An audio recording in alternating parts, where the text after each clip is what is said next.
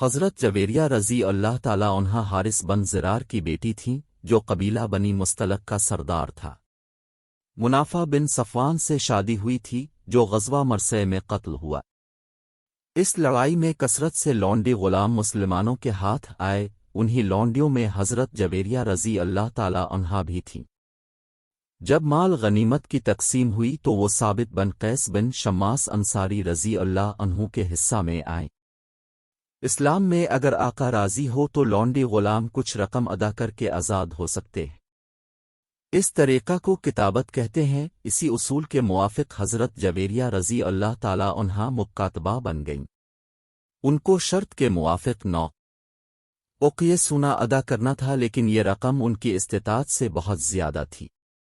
وہ رسول اللہ صلی اللہ علیہ وآلہ وسلم کے پاس آئیں اور کہا، یا رسول اللہ صلی اللہ علیہ وآلہ وسلم، میں مسلمان کلمہ گو عورت جویریہ حارث کی بیٹی ہوں جو اپنی قوم کا سردار ہے۔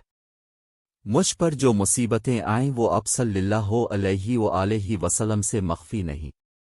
میں ثابت بن قیس کے حصہ میں آئی اور 9 اوقیہ سونے پر ان سے عہد کتابت کیا۔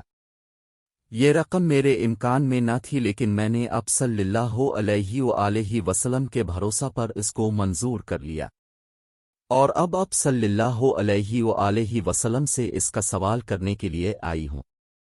اب صلی اللہ علیہ وآلہ وسلم نے فرمایا، تو کیا تم کو اس سے بہتر چیز کی خواہش نہیں؟ انہوں نے کہا، وہ کیا چیز ہے؟ اب صلی اللہ علیہ وآلہ وسلم نے فرمایا، میں یہ رقم ادا کر دیتا ہوں اور تم سے نکاح کر لیتا ہوں۔ وہ راضی ہو گئیں۔ اب صلی اللہ علیہ وآلہ وسلم نے ثابت بن قیس کو بلایا، وہ بھی راضی ہو گئے۔ اب صلی اللہ علیہ وآلہ وسلم نے رقم ادا کی اور ان کو آزاد کر کے نکاح کر لیا۔